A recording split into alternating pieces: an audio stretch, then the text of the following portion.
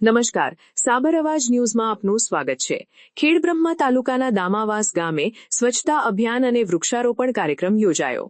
ગુજરાત સરકાર દ્વારા રાજ્યભરમાં તમામ જગ્યાએ સ્વચ્છતા અભિયાન અને વૃક્ષારોપણ કાર્યક્રમ નિમિત્તે દામાવાસ ગ્રામ પંચાયતના સરપંચ પુષ્પાબેન ડાભી અને તલાટી અમૃતભાઈ ગમાર અને ખેડબ્રહ્માથી રાકેશ પંડ્યા તેમજ સેવા સહકારી મંડળીના ચેરમેન મોહનભાઈ પટેલ તેમજ કચ્છ કડવા પાટેદાર 4 તાલુકા મંત્રી દિનેશભાઈ પટેલ સાથે દામાવાસ કંપા પ્રાથમિક શાળાના અશ્વિનભાઈ તેમજ સ્ટાફ અને ગામ આગેવાનો સાથે બહેનો પણ મોટી સંખ્યામાં જોડાયા હતા।